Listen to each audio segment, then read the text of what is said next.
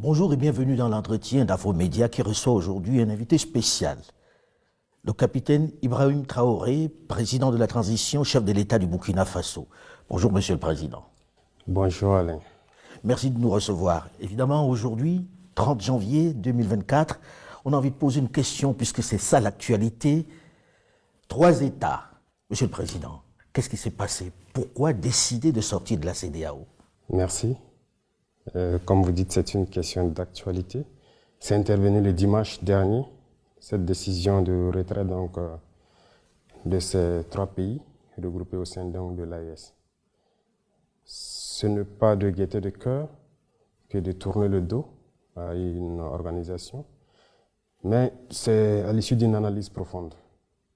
Et je pense que cette organisation est née en 1975, si je ne me trompe. En 1975, en effet. Avec des chefs d'État, pour la plupart militaires d'ailleurs. En tout cas, pour ce qui concerne l'AES, ils étaient tous militaires. Absolument. Je pense que c'était une volonté donc d'intégrer les peuples, de faire de l'épanouissement de l'économie, de la solidarité, de l'entraide, en tout cas des vertus panafricanistes qui ont conduit donc les chefs d'État à créer donc cette organisation. Malheureusement, au fil du temps, l'organisation a perdu ces valeurs-là. Et aujourd'hui, le constat est clair. Je pense que depuis plus d'une décennie, les républiques sœurs du Mali, du Niger, sont en guerre contre le terrorisme.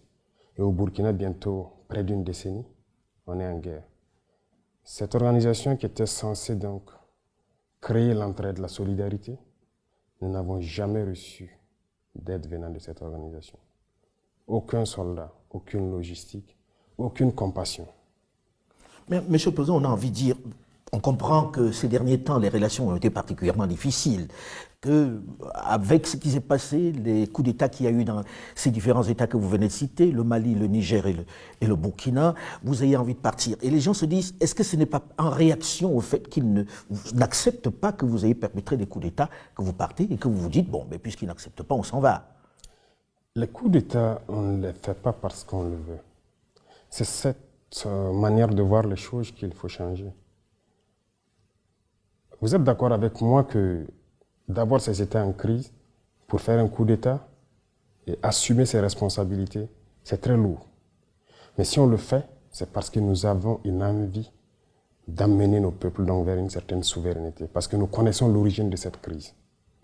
Et je pense qu'on devrait être accompagné. Les gens sont fiers de citer à tant de millions de déplacés dans ces contrées-là.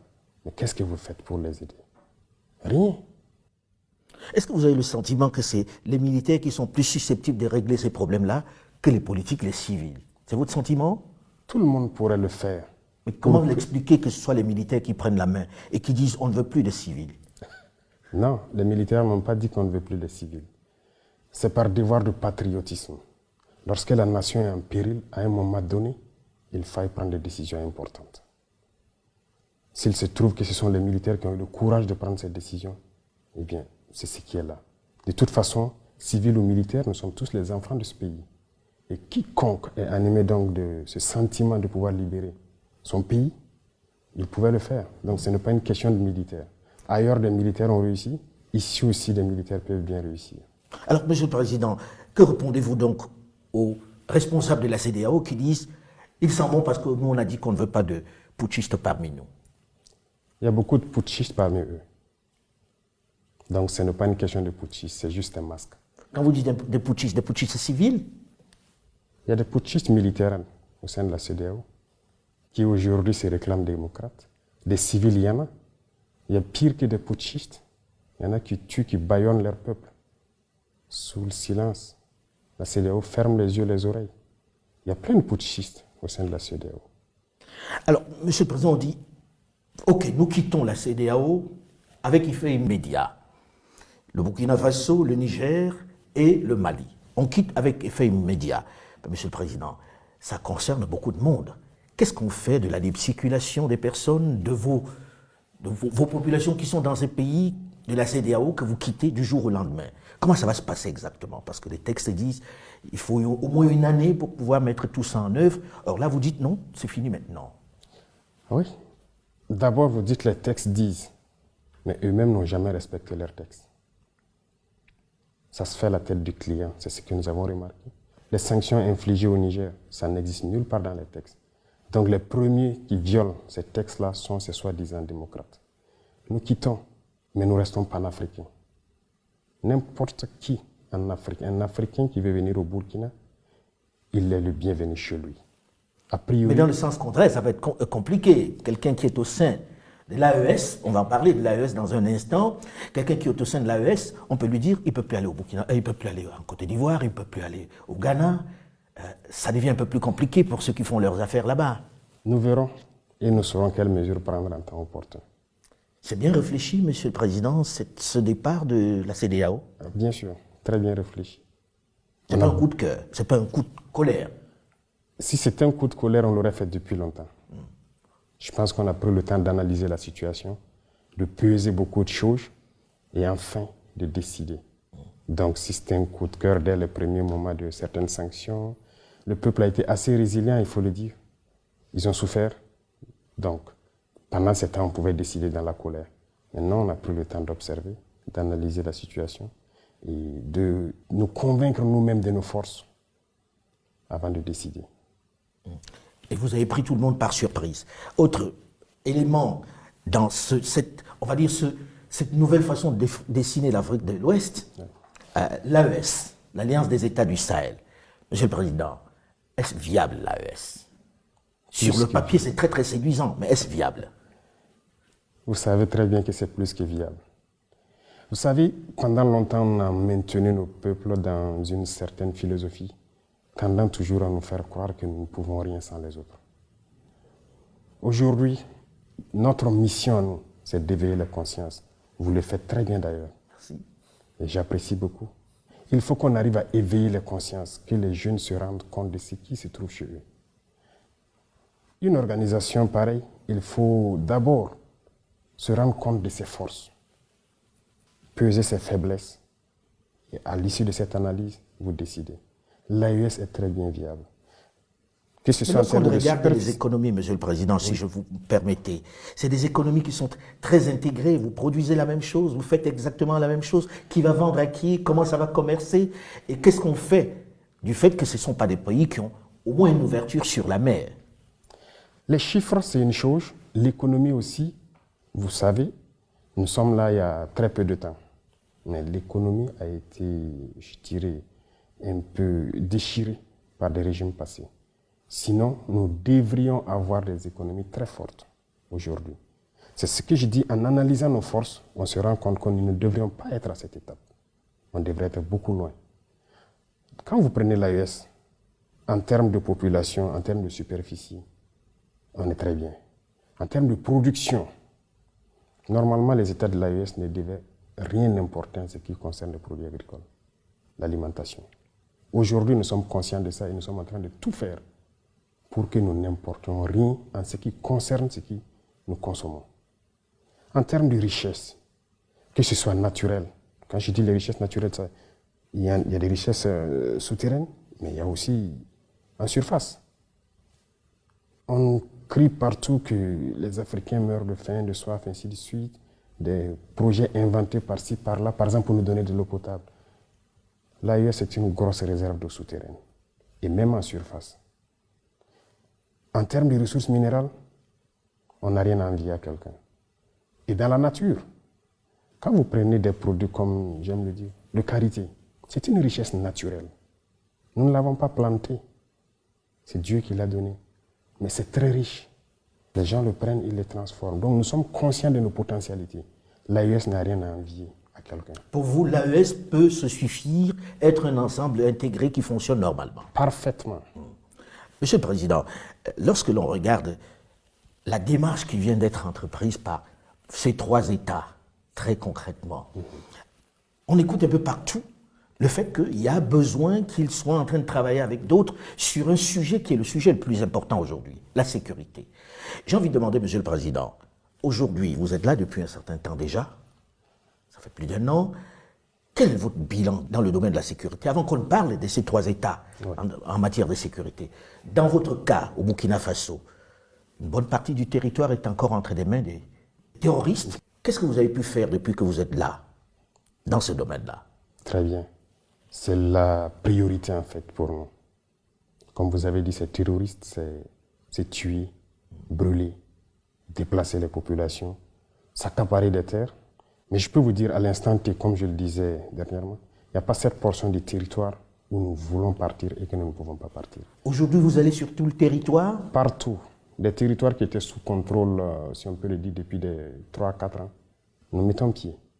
Mais pourtant, on parle de plus d'attaques qu'autrefois lorsqu'il y avait des armées étrangères sur le territoire. Ah oui, vous êtes sûr? Plus d'attaques, c'est relatif. Aujourd'hui, nous sommes à l'offensive pour la plupart des zones. Nous ne sommes plus dans une posture de défense. Nous partons vers l'ennemi, nous cherchons l'ennemi. Lorsque nous avons décidé de prendre notre destin en main, comme on aime le dire, c'est une décision assez importante et très courageuse. Et lorsque vous décidez comme ça, toutes les cellules dormantes se réveillent d'un coup. Et c'est à ce moment que vous vous rendez compte de l'ampleur de la situation du terrorisme. On s'est bien rendu compte. Mais pour faire la guerre, il y a d'abord le patriotisme. Il y a la logistique. Et il y a maintenant l'intelligence des situations.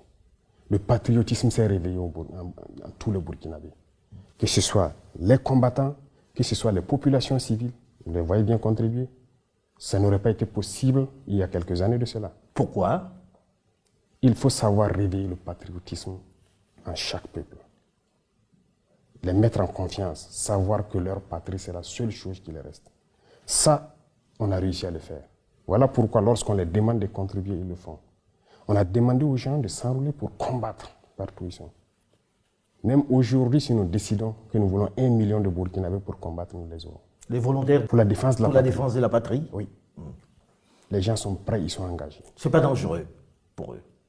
Non, c'est leur patrie. C'est leur patrie. Partout dans le monde, les gens se sont battus pour leur patrie.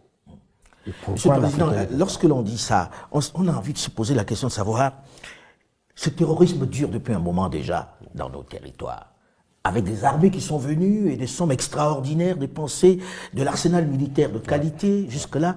Comment expliquer que d'un coup, vous décidiez que tous les trois, vous allez combattre ça sans les autres? Est-ce que c'est réaliste? Qu'est-ce qui fait que ce soit plus possible aujourd'hui qu'avec ces armées qui étaient là? C'est plus que réaliste. Il y a eu plusieurs situations. Nous avons eu la chance de faire le terrain. Beaucoup d'autres officiers que vous pourrez croiser ont eu la chance de faire le terrain et ont manœuvré avec ces armées étrangères. Sur votre propre territoire, on vous fait des restrictions. Ils font ce qu'ils veulent. Ce qui est encore plus surprenant, imaginez, vous avez dit, avec toute la technologie qu'ils avaient, ils ont actuellement peut-être des satellites qui observent tout, ils avaient des drones, des hélicoptères, tout type d'appareils.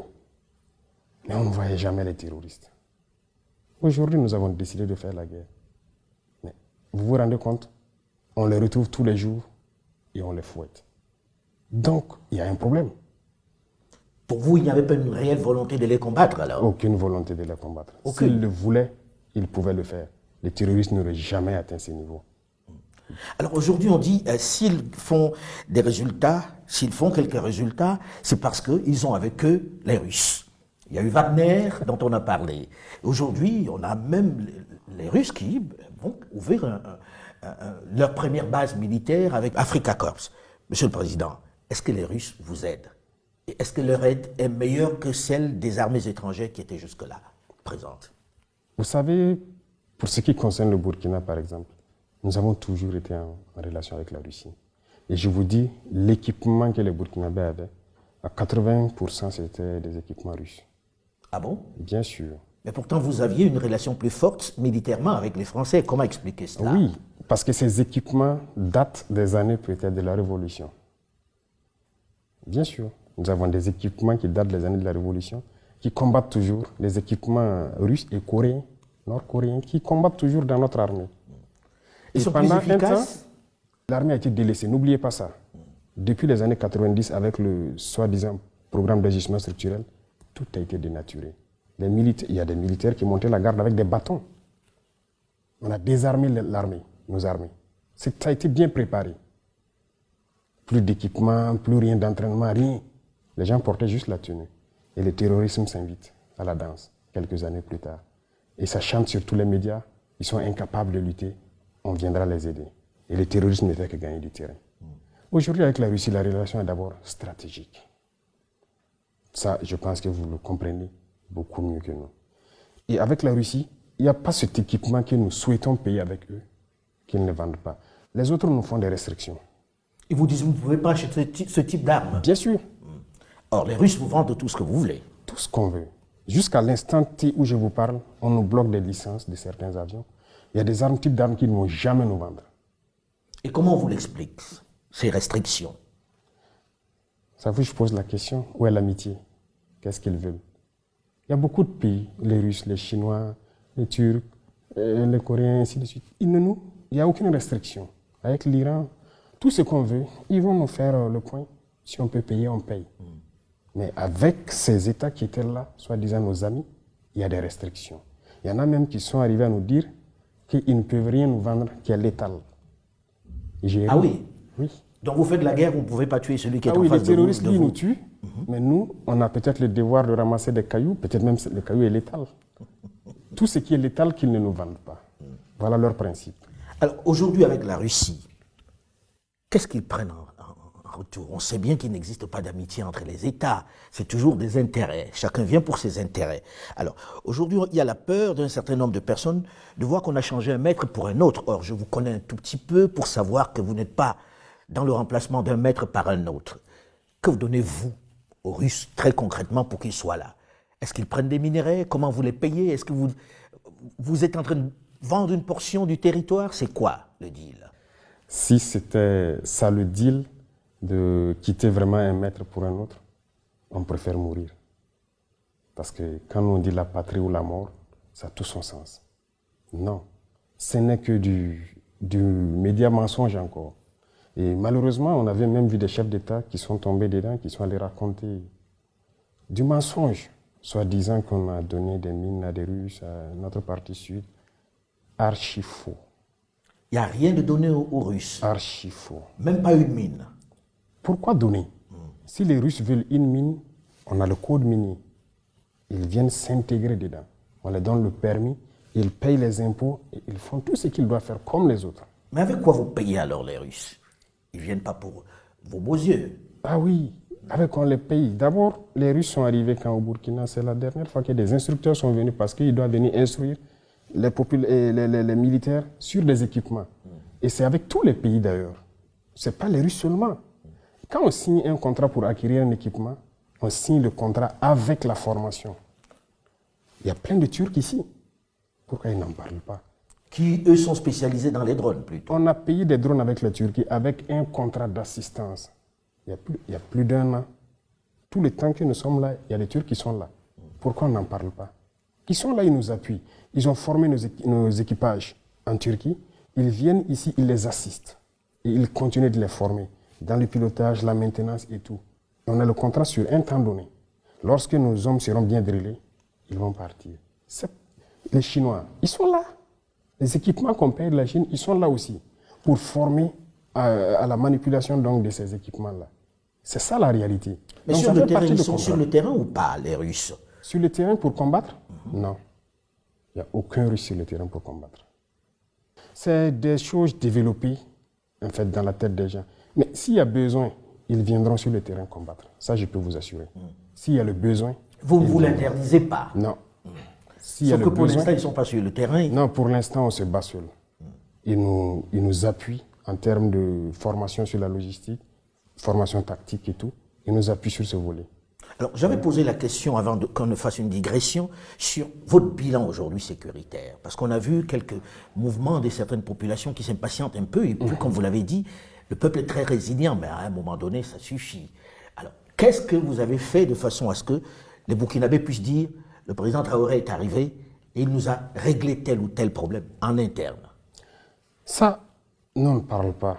Et j'ai bien dit même à certains ministres de la Communication et autres, je ne veux pas que nous parlons trop de notre reconquête. Laissez les villageois parler eux-mêmes. Il y a plusieurs villages qui ont été réinstallés, des écoles qui ont ouvert dans plusieurs zones. Mais souvent, le fait de dire qu'il n'y a pas d'avancée, ça amène les villageois eux-mêmes à faire des vidéos pour dire aux gens, c'est faux, vous mentez. Nous, en tout cas, on a quitté il y a tant d'années, mais on vient d'arriver, on est en sécurité. C'est dernièrement qu'il y a eu quelques reportages pour vraiment confirmer que les gens auraient Il y a des déplacés qui sont rentrés chez eux. Qui même vendent aujourd'hui leurs activités de produits maraîchers sur le marché. Ça veut dire qu'ils sont rentrés il y a plusieurs mois, ils ont eu le temps de cultiver, ils ont fait plusieurs, des écoles ont ouvert. Parce que vous êtes passé à l'offensive ou parce que les VDP? L'offensive, c'est avec les VDP, bien sûr. Vous savez, je parlais tout de suite de patriotisme et de logistique. C'est le deuxième volet qui nous faisait défaillance. Mais écoutez, quand vous prenez par exemple l'attaque de Djibo en novembre dernier. Absolument. Dès qu'il y a eu l'attaque, il y a eu la riposte des éléments à Djibo et les vecteurs aériens. Dès le lendemain, des bataillons d'intervention rapide ont fait mouvement vers Djibo. Avec le ravitaillement, et on continue et on marchait sur la base de Baraboulé. La base terroriste de Baraboulé, où on n'a jamais été depuis 2019. C'est à partir d'où ils préparent toutes les attaques, qui sont à Baraboulé, Bourou, jusqu'à la frontière à Pétékoli, ils ont marché sur les bases terroristes. S'il n'y avait pas de logistique, c'est impossible. On allait s'asseoir, planifier l'opération. On prend déjà un mois, plus d'un mois. Chercher à rassembler la logistique et les hommes. C'est comme ça que ça se passait. Et pour rassembler la logistique, je vous fais une confidence. Il est arrivé des moments, lors de certaines opérations ici, qu'on aille emprunter des armes avec des pays voisins, venir faire l'opération, nettoyer et aller remettre. Mais aujourd'hui, tout ça, ça fait qu'on a une très mauvaise image de nous. Aujourd'hui, dès qu'il y a une attaque, on a dit aux bataillons d'intervention rapide, vous bougez. Parce qu'ils sont entièrement équipés, prêts au combat. On n'a pas un petit délai à perdre. Et immédiatement, ils décollent et ils foncent au combat. C'est comme ça que ça se passe maintenant. Et on a plusieurs bataillons qui sont équipés, qui sont positionnés un peu partout dans le pays. Et c'est ça aussi, la montée en puissance en termes logistiques et tactiques. Ça, Monsieur le Président, quand on voit tout ça, avec toute la logistique dont vous parlez, avec les Russes que l'on fait venir pour former, comme vous l'avez dit, vos troupes à vous, ça fait beaucoup d'argent. Est-ce que l'économie burkinabé peut tenir longtemps avec ça? Très bonne question. Ça fait beaucoup d'argent. Voilà pourquoi je dis que nos pays ne sont pas pauvres. Il y a eu la malgouvernance. Il y a le vol, le pillage de nos ressources. C'est de ça qu'il s'agit. Je prends un exemple. Aujourd'hui, il y a le fonds de soutien patriotique. Les populations contribuent. Et on entretient en grande majorité donc les volontaires pour la défense de la patrie avec. Mais et le reste de l'armée qu'on est en train d'équiper? Tous ces moyens qu'on est en train d'acquérir. C'est là, c'est la gouvernance, les finances. Il y a des ressources, on a des potentialités. Mais si c'est mal géré, on était libre. Pour vous, les pays ont de quoi tenir en produisant et en faisant juste Comment est-ce une bonne gouvernance? On arrive à acquérir le matériel? C'est pas pour nos beaux yeux, comme vous dites, qu'on nous donne. On paye. Mais c'est la gestion. Il y a des situations où on arrive à gérer parce que dans tous les départements, tous les secteurs ministériels, chacun fait de son mieux pour rationaliser. Et quand on dit rationaliser, c'est quoi? Vous savez, il y a cette habitude de corruption au haut niveau, de surfacturation, parce que lorsque quelqu'un fait les élections, surtout en Afrique ici, c'est comme une entreprise. On va les financer. C'est l'habitude ici. Ils distribuent des billets pour qu'on les vote. C'est un investissement. Et dès qu'il arrive, il est obligé de payer pour rentabiliser, pour rembourser. Il n'y a pas ça avec nous. On n'a pas de compte à l'extérieur. On n'a rien. On n'en veut pas. Tout est orienté vers la guerre.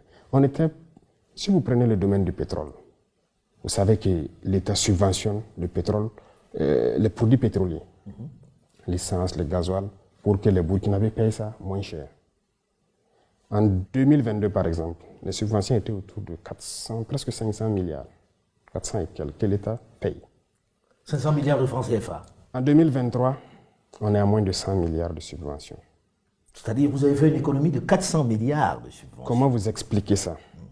On était libres, nous aussi, lorsque les gens font leurs propositions, de dire à la société, la Sonabi, OK, telle personne va faire une proposition à tel prix, mais vous prenez à tel prix et les ressources, vous nous donnez. On part ouvrir nos comptes offshore et on met dedans.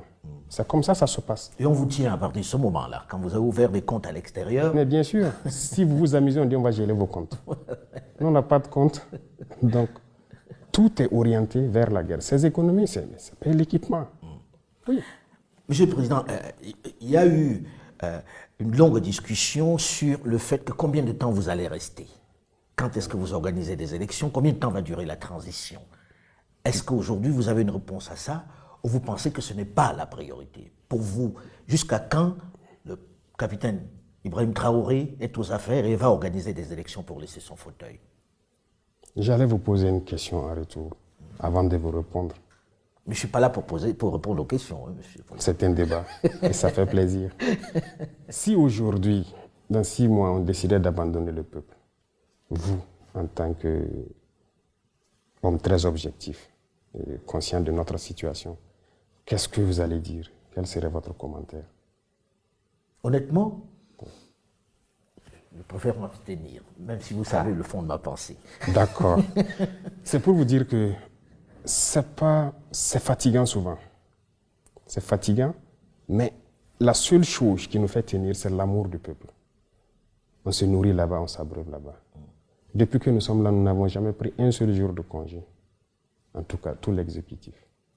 Et vous imaginez quand vous dites ça, les hommes politiques se disent, nous c'est notre métier, puisqu'il y en a qui en ont fait leur métier, on a envie de revenir à la démocratie, on a envie de revenir au Parlement avec des gens qui sont élus, on veut faire parler le peuple. Qu'est-ce que vous leur dites? Qu'on va rester comme ça ou bien qu'on va mettre sur pied un modèle nouveau qui va permettre peut-être de remettre tout sur les rails? Leur métier, ils ont appris où ce métier?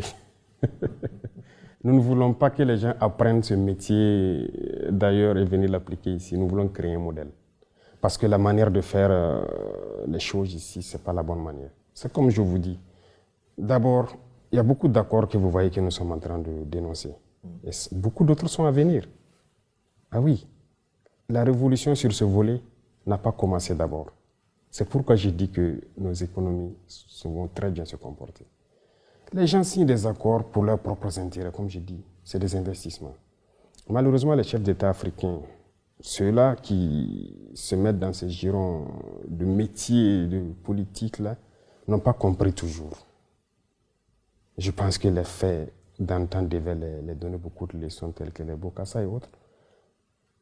Ils continuent de piller les ressources de leur pays, aller investir chez eux. Comment est-ce qu'on peut donner... Je ne sais pas comment je vais expliquer. C'est inconcevable. Mais pour vous, Monsieur le Président, aujourd'hui, il n'est pas question de parler d'organisation d'élections, de fin de transition? Ah oui, on va organiser les élections comment à l'instant T? Donc il faut remettre tout à plat. D'abord non, hormis le système qui est en place, qu'il faut revoir, les élections, ça concerne tout le Burkina Faso. Vous pensez qu'ils sont prêts aujourd'hui à aller à Solé, aller à Falangontou pour faire les campagnes? Mais c'est des Burkinabés, ils doivent voter. Pour vous, il faut d'abord pacifier. Il faut qu'il y ait un minimum de sécurité pour que s'il y a campagne, les gens puissent aller partout au Burkina, expliquer leurs idées au peuple burkinabé et le peuple va choisir. Parce qu'il n'est plus question d'aller distribuer des billets. Ça, il y aura des réformes sur le code électoral. C'est fini ça. Si on vous prend dans ça, vous serez disqualifié. Bon, je ne vais pas dévancer l'Ouganda dans l'eau, mais c'est pour vous dire qu'il y a des réformes à venir. Cette manière de faire, d'aller acheter les consciences, c'est fini. Notre mission, c'est d'éveiller les consciences et que les gens n'acceptent plus jamais ça. Si vous pensez pouvoir gouverner le pays, vous expliquez votre programme politique. Qu'est-ce que vous allez faire? Et peut-être qu'au bout d'un temps, le peuple va vous évaluer si vous devez continuer votre mandat ou pas. Bref, on ne dira pas tout, mais il y aura des réformes sur le plan électoral. Et pour que les gens puissent faire les élections, tous les Burkinabés doivent voter. Monsieur le Président, je reviens à l'AES, qui est quelque chose d'important pour vous, puisque vous en faites le cheval de bataille dans cette guerre. Quelles sont les relations avec les autres chefs d'État du Niger et du Mali? Et est-ce qu'on peut envisager un élargissement de cet AES, même aux États qui ne sont pas dans le Sahel? La possibilité d'élargir, je commence par là, c'est possible. Dans la charte, ça existe. Donc on a fait une ouverture. Mais les rapports entre nous, c'est fraternel. C'est ce qu'on réveille de l'Afrique, c'est ça qui est là actuellement. Vous partagez la même vision sur l'Afrique? Ah oui. Parce que quelquefois, les gens sont jaloux de leurs prérogatives dans leur pays. Non, nous partageons la même vision et nous faisons la même mission. Et si vous regardez à travers donc les communications, tout ce que nous faisons, c'est pour éveiller les consciences. Pourquoi un chef d'État va se mettre à vouloir que son peuple se réveille? Les autres ont tendance à ce que le peuple s'endorme pour qu'ils puissent continuer de faire ce qu'ils veulent. Nous, on veut que les peuples se réveillent pour que même après nous, que les gens ne laissent plus jamais des individus venir les mettre dans ces conditions-là. Donc, que ce soit au Niger ou au Mali ici, si vous remarquez dans notre communication, c'est toujours faire comprendre ce qui s'est passé avant. Et aujourd'hui, comment nous arrivons à casser les chaînes un peu de l'esclavage. Donc c'est ça. Il faut qu'on arrive à faire en sorte que tout le monde brise les chaînes de l'esclavage. Et c'est ça notre communication. Et c'est très important. Ça, c'est une vision. Deuxièmement, ce qui concerne notre autodétermination à nous autosuffire sur le plan alimentaire, il y a beaucoup de choses qui sont développées dans nos régions. Par exemple, quand on prend des cultures comme le blé, d'ailleurs, qu'on disait que ça ne peut pas se faire dans nos contrées, nous, on le fait aujourd'hui à grande échelle. Au Mali, ils le font à grande échelle. Le Niger, ils sont en cours. Il y a beaucoup d'autres spéculations qu'on est en train d'expérimenter. Le message, c'est de faire comprendre à nos populations que nous n'avons pas besoin d'importer. On peut tout produire pour nous ici et même exporter. Produire et exporter à l'intérieur de l'AES. Est-ce qu'aujourd'hui, Monsieur le Président, vous n'avez pas peur pour vous-même? Peur. Nous avons vécu la période de Thomas Sankara, oui, qui est un peu votre modèle, puisque beaucoup vous comparent à lui par vos idées, par votre manière de vous comporter, par vos choix. Oui. On sait comment ça s'est terminé. Oui, vous avez raison et c'est la question que tout le monde se pose et c'est la phobie du peuple burkinabé en fait. Lorsqu'ils pensent à ça, ils ont toujours peur pour moi. Pour ma personne, je n'ai pas peur. La peur, nous ne la connaissons pas. Nous avons fait face à la mort plusieurs fois. On l'a côtoyé. Nous ne savons pas. Dieu a fait que nous soyons vivants. On rend grâce à Dieu. Donc la peur, on ne la connaît pas. Mais on a analysé le passé. Sur certains volets, peut-être que le président Thomas Sankara a fait des erreurs. Lorsqu'il a dit, par exemple, laisser les amis trahir l'amitié, ce n'est pas à nous de trahir l'amitié. Je pense que cette phrase l'a emporté. Pour vous, il aurait dû être à l'offensive. Nous n'allons plus commettre les mêmes erreurs. Ça, c'est sûr. Et l'impérialisme, comme il a dit, est un très mauvais élève. Lorsqu'il est cherché, il revient avec les mêmes méthodes. Nous suivons. Donc nous ne laisserons pas les mêmes erreurs se reproduire.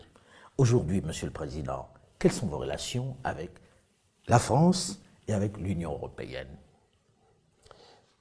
Nous n'avons pas de relations particulières. Moi, je dis, les relations internationales sont ce qu'elles sont. Ça se passe comme ça doit se passer, si je peux dire. Il n'y a rien de méchant. De toute façon, le Burkina est en train d'affirmer sa souveraineté. Tout pays ou toute organisation qui respecte cela, nous sommes en bonne relation. Mais lorsque vous ne voulez pas, c'est là que vous voulez nous dicter ce que nous devons faire. Mais vous parlez quand même, non? Bien sûr. On se parle. L'Union européenne, dernièrement, on a reçu le nouvel ambassadeur. Je sais que vous avez suivi. Il est là, il travaille, il n'y a pas de problème. L'ambassade française aussi est toujours là. Ils continuent leurs activités. Et les Américains? Ils sont là. Donc il n'y a pas de souci de ce côté, la coopération continue, mais tant qu'on va respecter notre ligne idéologique, tant qu'on va respecter notre souveraineté, tant qu'on va respecter le fait qu'on veuille briser nos chaînes et être indépendant. Alors ça me donne l'occasion de terminer là-dessus. On sait que la CEDEAO n'est pas d'accord sur la sortie. En se disant, bon, pour nous, on a encore appris, je sais que la lettre leur a été adressée, est-ce que vous acceptez encore la négociation? Est-ce que c'est envisageable que demain, vous vous dites, bon, ok, on a compris, on revient, si vous revenez à des meilleurs sentiments? Ou bien c'est terminé, on n'en parlera plus jamais? Il ne faut pas commettre certaines erreurs, je viens de vous le dire. Notre itinéraire, c'est un chemin de non-retour. Tout ce que nous faisons, lorsqu'on va décider c'est-à-dire les chaînes que nous sommes en train de briser, c'est pour toujours. Donc plus jamais de CEDEAO? Non, c'est fini. Si on entre là-dedans, c'est ma dernière question, si on entre là-dedans, ça veut dire aussi que dans quelque temps, vous allez vous attaquer à la monnaie, qui est le CFA. Probablement. Laissez venir les choses. C'est presque inéluctable, non, Monsieur le Président? Vous savez, dans tout ce que nous faisons, ça vous a surpris, n'est-ce pas? Des choses vont peut-être vous surprendre encore. Il n'y a pas que la monnaie. Tout ce qui est lien, qui nous maintient dans l'esclavage, nous allons briser ces liens. Merci beaucoup, Monsieur le Président. Je vous en d'avoir prie. reçu. Je vous en prie. Cet Merci. entretien est à présent terminé. Restez sur Afromédia.